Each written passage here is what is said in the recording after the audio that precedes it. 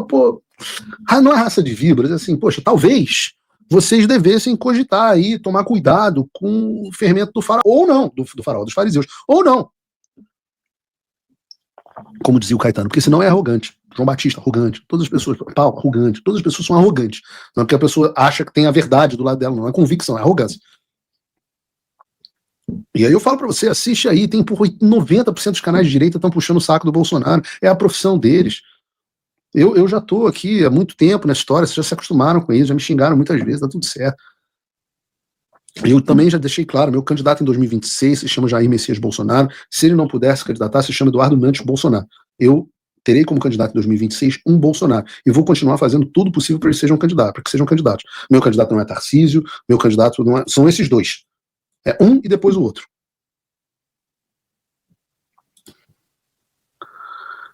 Eu não acho que as coisas como estão acontecendo me ajudem nesse propósito, não ajuda o meu trabalho aqui nos Estados Unidos, não ajuda a gente no Brasil.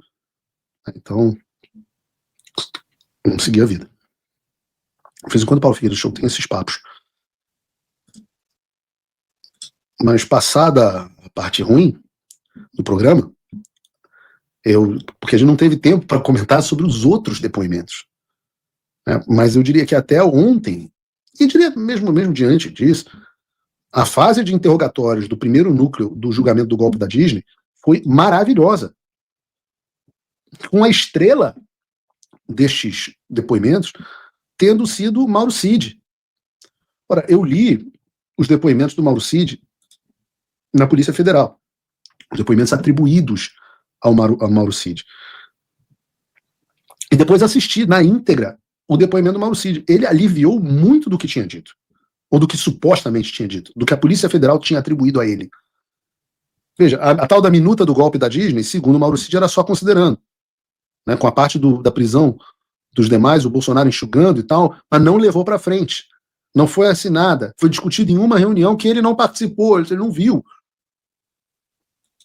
O que é isso? Isso destrói na fase intercrimes a ideia de que ele tentou e só não foi porque o fulano de tal, o Freire Gomes, deu voz de prisão. Então não houve a tentativa. Pensa, por exemplo, na parte onde ele diz que a tal da separação em grupos, que existia um grupo mais radical, um grupo moderado, não sei o que, ele fala, não, isso foi uma organização mental que eu fiz para facilitar o meu depoimento. Mas não existiam grupos, não existia organizado, cada dia havia uma pessoa aqui falando alguma coisa para o presidente. O que faz isso? O que faz quando ele diz isso? Destrói a tese de organização criminosa. Porque na reunião de militares, ele também disse que era reunião clima de bar, um monte de bravata, nenhuma ação concreta. O que era dito nos grupos do WhatsApp era dito nos grupos do Brasil inteiro. 8 de janeiro, o presidente não tinha conhecimento prévio, não sabia nada, não tinha mensagem, não tinha conhecimento do 8 de janeiro. Se você olhar a peça da Procuradoria-Geral da República, o depoimento do Cid desmonta ela absolutamente. Ainda digo, e disse isso a eles, que a defesa do presidente Bolsonaro perdeu uma oportunidade importante, porque o Alexandre, num determinado momento, tinha uma coisa ali esquisita, que era o negócio da repergunta. Né? Em vez da pessoa fazer a pergunta direta ao interrogado, ela fazia a pergunta ao Alexandre, o Alexandre fazia a repergunta, que era, arrumava a pergunta do cara, e aí fazia a pergunta. E num dado momento, o Alexandre faz uma repergunta dizendo assim, não, o que ele está perguntando é se ia ter golpe ou se não ia ter golpe. O doutor Celso Villádio comeu uma mosca ali, é normal, todo mundo, eu poderia ter comido ali também, na atenção, você está com muita atenção, mas ele perde a oportunidade porque ele assume a palavra golpe que o Cid não utilizou em nenhum momento ali. E ele fala, é isso que eu estou perguntando. Eu falo assim, não, deveria se dizer, não, eu não usei a palavra golpe. Inclusive, quero perguntar ao colaborador se a palavra golpe foi utilizada alguma vez. O Cid ia dizer não. Podia ter, inclusive, tem um áudio da Veja em que o Cid afirma nunca ter utilizado a palavra golpe. E daí eles poderiam ter utilizado isso, inclusive, para fazer essa pergunta. Já destruiria a tese da PGR. Mas, assim, no geral, os depoimentos foram todos muito bons. O depoimento do Almirante Garnier foi muito bom, o Ramagem foi bom. O Mali, o que estava numa posição pior, mais pelo que foi feio ali das mensagens que ele tinha mandado, foi do Braga Neto. Ele falou, não me lembro e tal. Mas, de um modo geral, principalmente pro presidente Bolsonaro, o Cid destruiu a ideia de que o Braga Neto era informante do presidente, o elo entre o presidente e os acampamentos. Destruído isso. O dinheiro, o tal dos 100 mil que o Braga Neto teria recebido, foi pro saco também. O dinheiro não se sabe quanto é, mas certamente era uma quantia pequena. Então eu diria que E eu conversei hoje com o integrante da defesa do presidente Bolsonaro, e eles estavam muito satisfeitos com a parte jurídica, embora entendam que esse julgamento não é um julgamento sério. Houve um momento que eu não tive tempo aqui de citar no programa, onde o Mauro Cid me cita também, e vejam que curioso, apesar de eu estar, pelo que diz a imprensa, denunciado nesse inquérito, eu não faria, em tese, parte deste núcleo. Então não caberia, ali naquele momento, que a Procuradoria-Geral da República fizesse perguntas a meu respeito. Afinal, eu não estava lá para me defender. Mas ainda assim, o desespero do Alexandre e do Paulo Gonet, o apóstata, sobre esse assunto era tão grande que eles me abordaram diretamente neste interrogatório. Repare, o Cid também seria, em tese, interrogado quando chegasse a vez de me julgar. Mas eles optaram por fazer agora, uma vez que eles não querem me dar o julgamento, eles optaram fazer agora, na tentativa de me arregaçar. E vejam que trecho, coloca aí pra gente, Bruno. Se foi ele que disponibilizou a versão final da carta a Paulo Figueiredo, influenciador. E se não foi, se ele sabe quem encaminhou esse documento. Não, senhor, não fui eu que encaminhei e eu não desconheço quem foi. Ela está sendo construída por outro grupo de militar que inclusive nem era Forças Especiais, né? Estão sendo até outra investigação, que nem era Forças Especiais, né? Era um outro grupo de outra turma que estava construindo essa carta. Esse relatório. Repare, ele está se referindo a uma carta que eu divulguei, que foi feita por militares da Ativa, questionando seus comandantes a respeito da postura deles em relação ao processo eleitoral. Ele está dizendo, não foi feita pelo FIES, não fui eu que passei Paulo Figueiredo, foi um outro grupo. Paulo Figueiredo tem outras fontes. Ainda dentro desse contexto, eu gostaria de saber se o presidente da República determinava o envio de materiais para divulgação pelo influenciador Paulo Figueiredo e se o réu mantinha contato direto com esse influenciador, se solicitou alguma vez a divulgação de conteúdos a pedido do presidente, do então presidente da República. O senhor conhece o réu Paulo Figueiredo, foragido nos Estados Unidos? Olha a cara do Alexandre. Maximiza aí, bota a cara dele na tela inteira, Bruno. Olha a cara do Alexandre falando do Paulo Figueiredo. Não tem, né? Não fica maior que isso, não. Olha o desespero. Foragido nos Estados Unidos, foragido dentro da sua própria casa. O senhor conhece. Bota aí, me bota de novo, Bruno. Você conhece, o senhor conhece Paulo Figueiredo foragido. Olha a cara do... Porra, isso é um vilão, caceta. Isso é um vilão. Olha que figura, porra, que maravilhosa. Não posso querer um vilão melhor do que esse. Porra, se eu quisesse fazer um filme e falar assim, porra, preciso botar um cara no papel de vilão. Pô, eu olhava pro STF inteiro, tinha uma outra, não era Carmen Lúcia, não, a Rosa Weber parecia também. Mais uma coisa meio família Adams, assim, uma coisa meio caricata. Mas olha isso, cara, isso é maravilhoso. Isso é maravilhoso, eu quero esse cara como vilão. Não vou rir. Então, nunca. Pode responder a questão. Sim, senhor. Da mesma forma que eu tinha contato com ele, eu tinha contato com vários outros elementos da mídia, todos os, eu não falava com a imprensa, mas toda a imprensa queria informação, queria falar comigo. Mas nunca houve ordem nem determinação do presidente que fosse passado alguma coisa para ele. Eu também não sei qual grau de relação que o presidente tinha com ele. Né? Mas...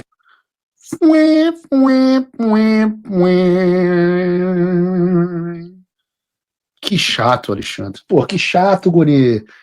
Quer dizer que vocês tentaram descobrir a fonte de um jornalista e ferraram, cara. Agora, vocês estão malucos? Vocês comeram cocô? Vocês acham que o presidente Bolsonaro vai determinar alguma coisa para me passar? Vocês estão loucos? O cara que abre o programa com um editorial de 30 minutos sentando a porrada no presidente. Vai citar para os outros, vai mandar para os outros puxar saco, vai mandar para mim? Para mim? Mas fazer eu mandar alguma coisa pro presidente, o presidente mandar para mim. Olha a pergunta do cara. Presidente determinou que se passasse alguma coisa pro Paulo Figueiredo. Não, e mais. Imagina que tivesse determinado e o Cid me passasse uma informação, que eu publicasse a informação, porque eu achei interessante. Qual o crime? O Alexandre determina que vazem coisa lá pra Bela Megali, pra Dani Lima o tempo inteiro. E qual o crime nisso? Nenhum. Por mim, não existe nenhum... O presidente nunca me determinou que passasse nada para ele. E o senhor não se comunicava com ele também? Eu falava com ele como uma vez falava com um outro repórter, mas não que ele nunca foi meu amigo, ou nunca foi próximo de mim, eu nunca conheci ele pessoalmente. Eu conheci ele pessoalmente uma vez, realmente, quando o presidente esteve em Miami, naquelas visitas lá em Orlando, e aí ele estava lá com o presidente. Você não lembra bem, Cid, mas não foi em Orlando, não. A gente se conheceu a única vez que a gente se conheceu foi em Nova York, num almoço que o presidente teve no Fogo de Chão de Nova York. Eu estava sentado ao lado do presidente e você estava lá fazendo seu trabalho de ajudante de ordem e a gente se cumprimentou. E foi essa a interação. A gente simplesmente se cumprimentou e você me pediu para sentar ao lado do presidente. Só isso. Foi essa a nossa interação pessoal. Mas ele estava com o presidente, eu cumprimentei ele, mas nunca tive uma relação próxima com ele, nem, né, ser amigo dele. O ministro relator não ficou muito claro para mim. Ele nunca passou nenhuma informação para o influenciador. Então, o senhor passou ou não alguma informação com o influenciador Paulo Figueiredo? Eu não me recordo de nunca ter passado informação para ele. Não me recordo de passar nenhuma informação para ele. Até porque não era ele, porque às vezes a gente tinha mais contato, era com outros pessoal da Jovem Pan, aquele Pingo nos Is, que a gente tinha mais contato. Com o Paulo Figueiredo, nosso contato não era tão próximo. Realmente, eles tinham mais contato com Augusto Nunes, o pessoal que fazia os pingos antes de mim. Eles continuam a pergunta aqui. Como assim? Não era tão... Nem quando ele era do Pingo nos Is também? Não, nem quando ele era. No dia... Por quê? Porque quando eu entrei nos Pingos nos Is, os Pingos nos Is já não cobriam mais a live semanal do presidente, já não existia. Os Pingos, antigamente, na quinta-feira, faziam a cobertura da live do presidente. Em 2022, o senhor ministro relator, às 11h08, Correia Neto enviou uma mensagem Essa parte é ótima, dizendo para que ele assistisse o programa Pingo nos Is, na Jovem Pan, afirmando que algumas pessoas militares seriam expostas. Disse: assista o Pingo nos Is hoje. O PREC, assim, vírgula, o Espora Dourada e o Bigode serão expostos. E o réu teria respondeu prontamente: eu sei, ha. Isso aparentemente consta no processo contra mim. Olha o grau de loucura dos caras. São dois militares falando que os traidores da pátria melancia do alto comando do exército seriam expostos. E aí vocês veem como o que eu estava noticiando para vocês era verdadeiro. E aí o que acontece? O Cid ri e fala: eu sei, kkkk. Eu sei que ele vai falar, claro. Como é que ele sabe? Gostaria de saber como que o réu sabia de antemão o conteúdo que seria divulgado por Paulo Figueiredo. Foi a data mesmo? 28 de novembro de 2022. O senhor se recorda que, no contexto narrado na ação penal, de coação aos comandantes militares para que eles aderissem ao golpe, a assinatura do decreto de golpe. A pergunta é como o senhor sabia disso, que já havia chegado Decreto de golpe, invenção da sua cabeça. Eu nunca pedi para ninguém assinar decreto de golpe. no programa, em virtude das mensagens trocadas. Porque isso também estava público nos grupos militares. Todas as críticas... Toma, querido! Sabe por que isso estava público? Porque eu fiz uma porra de um tweet dizendo que eu ia dar o nome dos militares melancias. E como os militares já sabiam quem eram os melancias, por causa dos grupos deles, falaram: o Paulo Figueiredo vai dar o nome dos caras hoje. Pronto. Tá desvendada a trama. Como é que eu sabia? Toma, distraído, porque já estava nos grupos militares. Que estava sendo feito os militares compartilhando o meu tweet.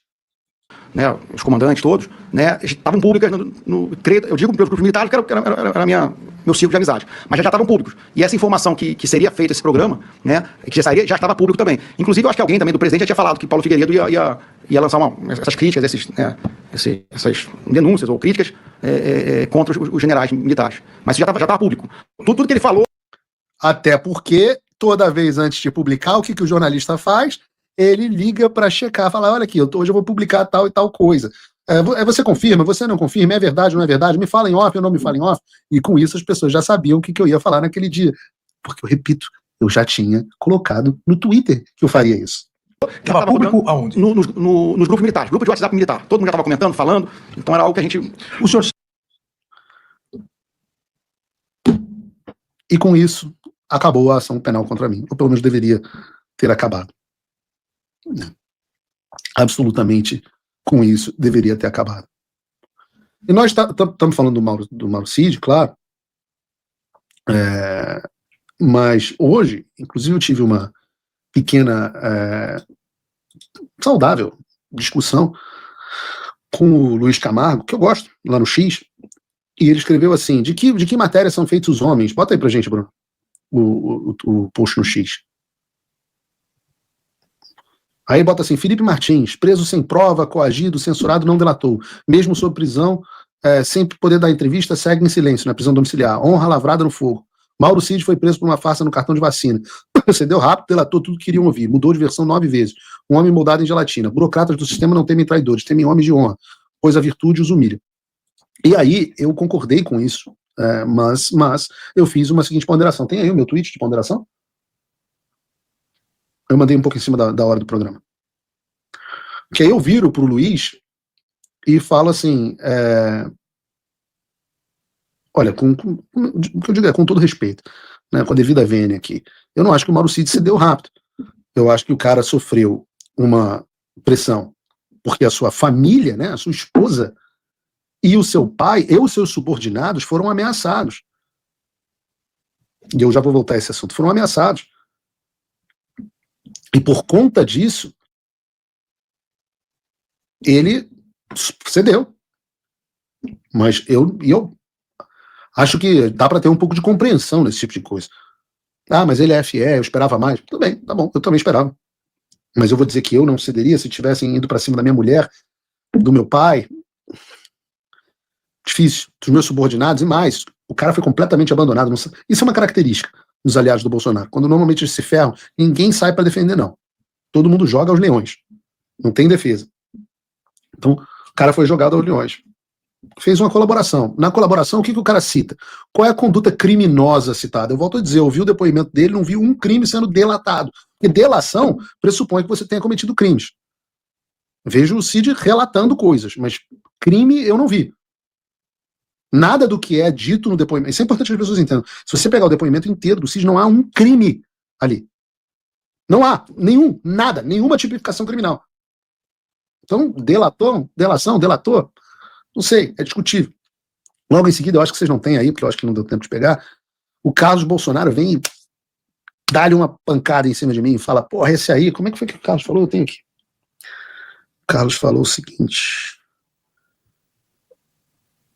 Carlos falou, não sei se vocês têm aí, porque eu vou ter dificuldade aqui. Mas é muito ruim esse aplicativo novo do X, né? Não sei se é uma atualização e tal. Não tem. Enfim, o Carlos falou que basicamente que eu sou isso aí mesmo, esse aí é imparável, só fala mal, etc. E que eu acho que o Carlos é muito afastado do núcleo familiar dele, então ele não sabe muito bem as coisas que estão acontecendo. Eu acho que toma as dores, gosta do pai e tal, e eu acho isso muito admirável nele. Né? Por isso que eu não tenho treta com o Carlos, que eu acho que no final das contas ele... Aqui, tá aí. Não, tá aí, essa é a resposta do Luiz Camargo. Não é o post do Carlos. Ah, não é o post do Carlos? Ah, imparável. Esse sempre foi uma máquina, imparável. E aí eu, de novo, acho bacana defender o pai e tudo mais, não é uma coisa, não vai ter treta comigo por conta disso, eu até respondi de forma bem gentil, porque acho que o cara tá defendendo o pai, uma coisa bacana, mas acho que talvez por estar um pouco desconectado das coisas que estão acontecendo, não sabe o que está acontecendo aqui nos Estados Unidos muito bem, não sabe o que está acontecendo no Brasil muito bem. Então eu digo ao Carlos, para o Carlos e para todos, prestarem atenção, por exemplo, no que vai sair hoje, para darem uma olhada nas capas de revistas de hoje. Porque normalmente o que o Paulo Figueiredo fala, o Paulo Figueiredo é meio imparável mesmo, Carlos. Normalmente o que o Paulo Figueiredo fala tem uma razão de ser.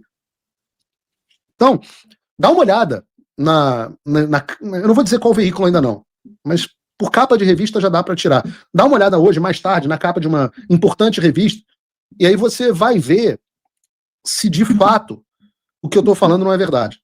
Se de fato a colaboração do Mauro Cid não foi extraída à base da tortura. Porque eu acho que vai acontecer uma coisa que vai sacudir o Brasil. Hoje. Separem esse corte aí, vocês da internet. Paulo Figueiredo diz que uma capa de revista hoje vai sacudir o Brasil sobre o assunto de colaboração do Mauro Cid. E aí a gente vai ver se a tese não é inclusive a tese da defesa do seu pai. A tese da defesa do seu pai não é que o Mauro Cid é um homem frouxo e que delatou o seu pai rapidamente. Não é essa a tese da defesa. A tese da defesa do seu pai é que o Mauro Cid produziu uma colaboração debaixo de tortura. E vamos ver se essa tese vai se confirmar. Assim, é que eu volto a dizer, o fato de estar muito afastado. Qual das duas teses é boa para a defesa? Qual das duas teses é boa? Qual das duas ajuda? É que a máquina imparável normalmente sabe o que está fazendo.